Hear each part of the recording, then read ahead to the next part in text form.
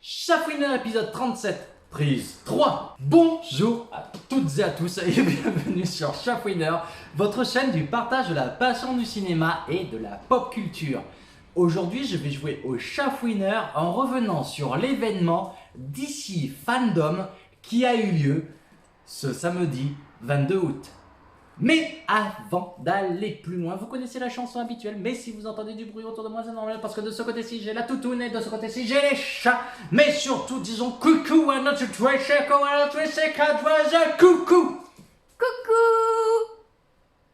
Pas synopsis parce qu'au final, je vais vite vous expliquer ce que c'est le DC Fandom. En fait, c'était un événement virtuel, un petit peu à la manière de ce qui est censé être la San Diego Comic Con aux US, mais bon, avec toute cette histoire de Covid-19, de coronavirus, l'événement physique a été annulé et pour se rattraper, certains éditeurs de bande dessinée comme ici DC Comics pour Detective Comics a décidé de faire un événement en ligne, le DC Fandom, où ils ont présenté certaines grosses annonces au travers justement de bandes annonces. Et nous allons revenir sur celle-ci.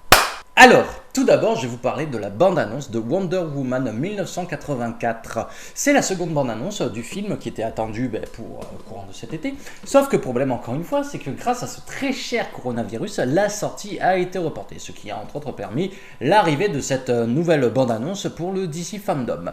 Bon, au premier abord, cette bande-annonce semble un petit peu plus centrée sur l'histoire. Déjà, on peut voir un petit peu l'enfance, l'entraînement de Diana. Mais en plus d'être un peu plus au premier abord centrée sur l'histoire, cette bande-annonce semble nous présenter les différents antagonistes du film. Déjà, la première bande-annonce mettait bien l'accent sur le personnage de Maxwell Lord, mais ici c'est plus Barbara aka Cheetah qui est mise en avant. Déjà, on sent qu'il y a un petit passif avec Wonder Woman, qu'il y a une sorte de jalousie par rapport à la mise en avant de Wonder Woman par rapport à elle, qui semble être un petit peu plus en retrait et qui semble l'avoir amenée un petit peu sur le côté obscur à aller vers justement Maxwell Lord pour avoir les pouvoirs qui vont l'amener à devenir Cheetah. Après la bande-annonce, elle en met plein les yeux, elle en met plein les oreilles aussi, et elle le film semble être dans la droite lignée de ce qu'a pu nous proposer le premier opus. À confirmer lors de sa sortie au ciné, mais pour le moment, nous n'avons toujours pas de date pour savoir ce qui va en être. Bon, après je vous passe tout ce qu'on pourrait lire, notamment concernant le personnage de Maxwell Lord qui fait penser un petit peu à les gros manias de l'immobilier ou les grosses figures politiques qu'on peut retrouver de nos jours, et également sur le personnage de Steve Trevor qui fait son retour et auquel on pourrait se poser des questions, surtout notamment quant à l'évolution de Diana par rapport à ce qu'elle est censée devenir dans Batman v Superman. Mais ceci étant dit, passons maintenant à The Suicide Squad, comme vous pouvez le voir derrière moi. The Suicide Squad de James Gunn cette fois-ci, film attendu pour 2021, on n'a pas encore de date précise pour le film. Mais franchement, lorsqu'on voit cette première bande-annonce, même si on peut plus penser à une sorte de making-of avec petites images de tournage, entre quelques interviews des acteurs, ça donne des frissons, franchement ça donne des frissons au niveau du visuel, parce que déjà les costumes ils sont très colorés, il y a une certaine fidélité par rapport à ce qu'on pourrait retrouver aussi dans les comics. Je pense surtout au personnage de Harley Quinn qui est passé par X et X tenues, bon ça peut être propre au personnage, mais ici lorsque l'on voit le costume qu'elle a, c'est sans faire penser à une tenue qu'elle arbore justement sur une des couvertures qu'on peut retrouver dans le comics Harley Quinn. Si j'arrive à vous le retrouver, elle ça va s'afficher très certainement ici. Mais ouais, ça donne des frissons, ça intrigue, notamment par ce casting qui est prestigieux. J'ai jamais vu autant d'acteurs à l'écran. On a du Idris Elba, on a du John Cena, on a du Nathan Fillion, Margot Robbie, il y a j'ai Violet Davis, il y a des acteurs qui reprennent leur rôle, mettons Captain Boomerang et Rick Flag qui sont de retour. Enfin, franchement, c'est impressionnant et on se demande ce que va bien pouvoir nous proposer ce film. Surtout que sous l'écriture de James Gunn, cette bande de bras cassés que sont censés être tous ces méchants, ça va donner, j'imagine, une rythmique très intéressante. Surtout s'il a vraiment pu se lâcher, comme il le dit, au-delà de ce qu'il a pu faire, mettons, dans les Gardiens de la Galaxie. Soulignons tout de même le design de King Shark qui est vraiment impressionnant pour le peu que l'on en voit, ça donne envie de le voir un petit peu plus à l'écran, et aussi l'espèce de bébête étrange là qui ressemble à une souris-chat. Franchement, je la trouve très jolie et je suis curieux de voir ce que nous réserve ce personnage. À suivre en 2021 ou pour une prochaine bande-annonce, s'il nous en arrive une entre-temps, je ne manquerai pas de vous en parler. Alors, ici, maintenant on va parler de The Batman de Matt Reeves. Matt Reeves qui est notamment a réalisé les 2 derniers opus en date de La Planète des Singes, l'Affrontement et La Planète des Singes Suprématie. Le monsieur maintenant est à la tête d'une nouvelle saga Batman où c'est Robert Pattinson qui endosse le masque du chevalier du Cape Crusader, comme il est dit en anglais, du chevalier noir. Et on peut se demander ce que va pouvoir nous réserver le film, un petit peu à l'image du Riddler qui amène beaucoup d'interrogations. La bande-annonce en amène également, parce que moi, sur le coup, je vous être franc, j'ai fait mes notes en premier ressenti. Mais que ce soit le premier ressenti, deuxième ressenti ou troisième ressenti, la bande-annonce, elle me rend curieux. Parce qu'on a quand même affaire à un Batman qui est violent, il met des tatanes, franchement... ce serait pas surprenant si à un moment ou un autre on pouvait nous dire que ce Batman-là c'est la version jeune de celui de Ben Affleck, parce que franchement au niveau violence les deux ils sont kiff-kiff sur certains points je pourrais dire. Je pense pas que ce soit ça, mais bref. Mais sinon la bande-annonce, elle est sombre. J'ai eu du mal à saisir certaines choses. Mettons, on aperçoit un petit peu Catwoman, c'est tellement sombre, Catwoman, j'ai du mal à en déceler, à part, oui, la 4-8, la combi qui colle au corps, oui, d'accord, mais sinon, le costume, on a du mal à le voir.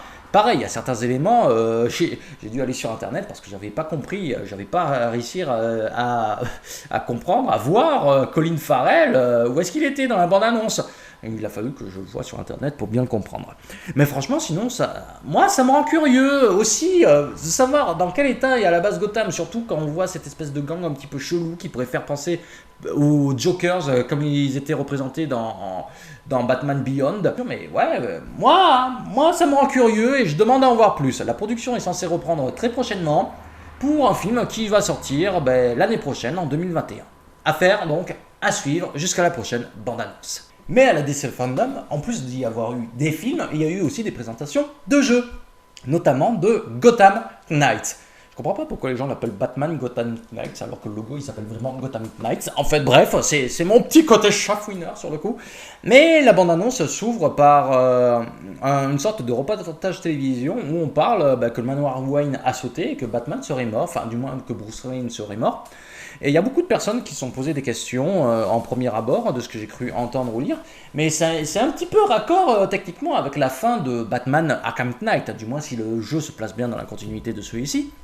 Puisque à la fin de Batman Arkham Knight, le protocole Knightfall était lancé et le manoir Wayne était brûlé. Donc ça ne peut être que raccord avec ça, et on peut comprendre le pourquoi du message de Bruce qu'il envoie à ses alliés de Gotham, Batgirl, Red Hood, Nightwing et Robin, son fils ici, Damian Wayne, qui vont devoir prendre la relève afin de protéger la ville avant que les vilains n'essayent de faire main basse sur celle-ci. Après, il y a certains trucs qui peuvent laisser perplexe aussi par rapport à cette bande-annonce, c'est que je me demande où est-ce que vraiment le raccord avec le précédent jeu, si toujours dans la même continuité, parce que là on nous parle de Gordon qui serait mort. À mon souvenir, le commissaire Gordon il n'est pas mort dans les jeux Arkham, à moins que je m'en souvienne plus, vous me direz, ça fait un petit moment que je l'ai fait et platiné. Donc oui, ça peut venir à manquer certains éléments. Mais ouais, on se demande à savoir comment les trous vont être comblés. Est-ce qu'il va y avoir un comics, comme c'est si bien le faire d'ici par rapport à ses univers étendus de jeux vidéo, pour combler le trou? Est-ce que les choses vont vraiment être expliquées de bout en bout dans le jeu? Mystère. Bon, après, le jeu nous fait comprendre qu'il y aura 4 personnages jouables. Je me pose certaines questions, notamment vis-à-vis du gameplay en lui-même du jeu. Il y a une bande-annonce de gameplay, mais je ne l'ai pas trop regardé parce que je n'y ai pas vu l'élément principal qui m'intéressait. C'était savoir si on pouvait switcher de personnage en pleine partie. Là, la séquence de gameplay qu'on pouvait voir, c'était centré sur Batgirl. Moi, je voulais voir, par exemple, si on pouvait prendre ce qui se passait si on prenait les commandes de Red Hood, Nightwing ou Robin, si on pouvait vraiment le faire ça en un joueur, ou si ces 4 personnages sont destinés pour du jeu à 4 joueurs. Et après, dernier point, c'est notamment concernant la cour des hiboux. La cour des hiboux sera un des antagonistes, si ce n'est l'antagoniste principal de ce jeu. Et franchement, lorsqu'on les voit en action dans la bande-annonce, on peut se demander s'il n'y aura pas un petit côté horrifique, notamment vis-à-vis de comment ils sont présentés. Et à voir aussi si ce petit côté horrifique, ça sera un petit peu une sorte de mimétisme ou non de ce qu'a pu faire l'épouvantail par le passé dans les précédents jeux. Réponse à suivre, hein, puisque le jeu est attendu pour 2021, donc je pense qu'il y a certaines choses des informations complémentaires qui devraient arriver très prochainement. Et le DC Fandom a aussi été l'occasion de nous faire découvrir pour la première fois Suicide Squad Kills the Justice League.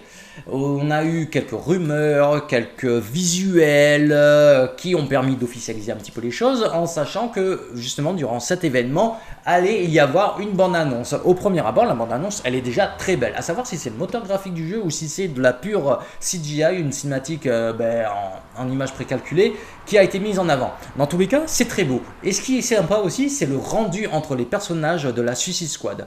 On a l'impression un peu de voir un petit peu leur affect, leur manière de dialoguer, de se chamailler un petit peu comme à la manière du film. On sent que vraiment, j'espère que ça sera le cas dans le jeu parce que là ce n'est qu'une bande-annonce, mais que leurs rapports vont être travaillés. Ça c'est bien fait, ça peut être très intéressant. Il y a d'autres éléments intéressants qui sont mis en avant dans la bande-annonce. C'est notamment la présentation de Harley Quinn qui fait du doigt comme ça pour aller chercher une pizza, à savoir est-ce qu'il y aura des séquences peut-être qui casseront un peu le gameplay habituel avec Harley Quinn qui par exemple se mettra en mode 2D et qui fera des trucs un petit peu rigolos. Pourquoi pas, ça pourrait être surprenant, changer un petit peu la donne de ce jeu qui semble être quand même, moi je le verrais bien être un FPS à la première personne en version coop, hein, vu comment il est présenté. On n'en sait pas plus, mais de par les différentes capacités des personnages, elles semblent être complémentaires et ça pourrait être raccord avec ce que je vous présente comme théorie. Je souligne notamment le gameplay de Captain Boomerang qui est franchement très intéressant. Franchement, à voir si ça va être comme ça, mais si vraiment il peut se téléporter au fur et à mesure en balançant son boomerang, utiliser une sorte de vitesse pour attraper ses boomerangs et autres, ça peut être très intéressant. Ça peut être la manière d'amener un personnage qui n'a pas de pouvoir à avoir des capacités intéressantes de par la technologie. À voir si ça vient à se confirmer. Bon, pour ce qui est de l'histoire, tout semble se passer à Metropolis, où Brainiac semble faire une attaque, où justement il aurait, comme qui dirait, on dit, infecté les membres de la Justice League, puisqu'on voit un Superman un petit peu violent sur les bords tuer quelqu'un. Donc ça rend curieux, moi je suis dans l'attente d'en savoir un petit peu plus, je vous en ferai très certainement un retour. Mais je pense qu'avant qu'on en sache un petit peu plus, on a le temps puisque le jeu est annoncé en 2022. Donc d'ici là, entre les petites mauvaises rumeurs que subit Rocksteady, les anciens développeurs de la trilogie Arkham et l'attente, oui, jusqu'à 2022, je pense qu'il y a de l'eau qui va couler sur le ruisseau. De l'eau qui va couler sous le pont. Je vous ai eu, hein. Et pour terminer, parlons de Zack Snyder Justice League. Alors celle-là, c'était attendu comme bande-annonce, puisque la Zack Snyder Justice League, c'était un petit peu l'arlésienne, la rumeur ultime, notamment autour du film Justice League qui est sorti le 17 novembre 2017 et qui s'est relativement planté, surtout au box-office, parce que les chiffres étaient loin d'atteindre ce escompté pour la Warner. C'est ce qui fait, entre autres, que le DC Extended Universe a été un petit peu refaçonné.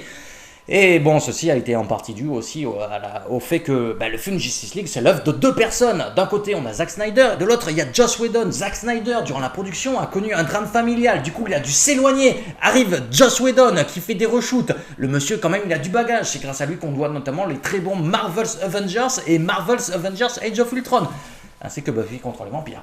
Mais le problème, c'est que lui, il a un côté plus lumineux, vraiment en total décalage de Zack Snyder qui a une idée un petit peu plus terre-à-terre, sombre du film, de cet univers. Et au final, il est sorti le truc...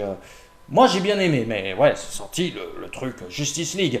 Mais bon, à force, Zack Snyder, il a retrouvé la pêche et il a rebalancé des images de ce qu'aurait pu être sa Justice League. En disant, moi j'ai la bobine et tout ça. Ça fait un certain temps, blablabla. Et là, on se dit, ah ouais, quand même, tout ça. Et arrive enfin le Saint Graal, le moment où on nous annonce que le film, la vision de Zack Snyder, d'où le Zack Snyder Justice League, va sortir sur HBO Max. Et franchement, là, on nous en met plein les yeux, notamment avec une bande-annonce culottée à souhait sur la musique Alléluia. Alors là, quand même, j'ai mis du temps à calculer, mais quand on entend Alléluia, on se dit, est-ce que c'est Alléluia par rapport à la bande-annonce, ou est-ce que c'est pas plutôt un tacle par rapport aussi éventuellement aux producteurs, ou aussi un remerciement par rapport aux fans, justement d'avoir soutenu le projet et de l'avoir un petit peu concrétisé, parce que c'est vraiment aussi l'appui des fans qui a permis à tout ça de voir le jour. Et la bande-annonce, franchement, elle est bluffante, hein. On retrouve l'image de Zack Snyder, on retrouve la patte de Zack Snyder, il y a plein de choses fantastiques que l'on voit à l'écran.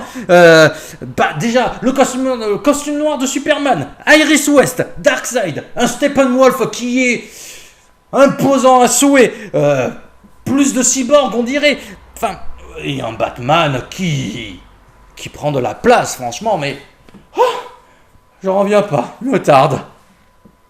C'est peut-être pour ça aussi que Ben Affleck est tant soit peu motivé pour reprendre le rôle dans le futur film Flash qui est à venir, piloté par Andy Muschietti, celui qui a réalisé ça chapitre 1 et chapitre 2. Et je veux pas dire, mais le fait que Batman dise à la fin qu'en étant unis on peut réussir ou quoi que ce soit, c'est pas aussi une tacle pour dire que, enfin du moins une sorte de remerciement aux femmes. Mais ceci n'est que mon avis, hein. Si vous voulez me faire part de votre avis sur tout cet événement dans les commentaires, ça sera avec plaisir que je discuterai avec vous. Ça sera peut-être une vidéo un peu plus longue que d'habitude, il y aura du montage, mais bon, j'espère en tous les cas que ça vous aura plu et que ça vous aura donné envie de liker, partager, commenter, cliquer, de vous abonner aussi, de cliquer sur la petite cloche pour être notifié des prochaines vidéos. Je prends le train là. Ceci étant dit, je n'ai pas plus à vous dire, je vous dis donc à la prochaine.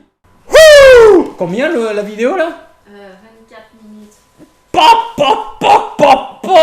Ça va être rigolo à monter tout ça. Qui a eu lieu ce samedi 22 mai. Mais j'avais pas enregistré.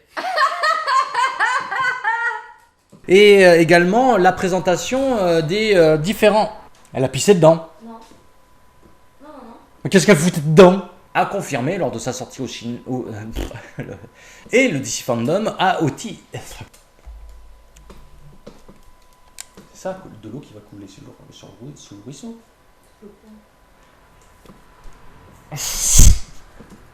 C'est pas grave, je me rattraperai. Andy Muschietti, celui qui a réalisé.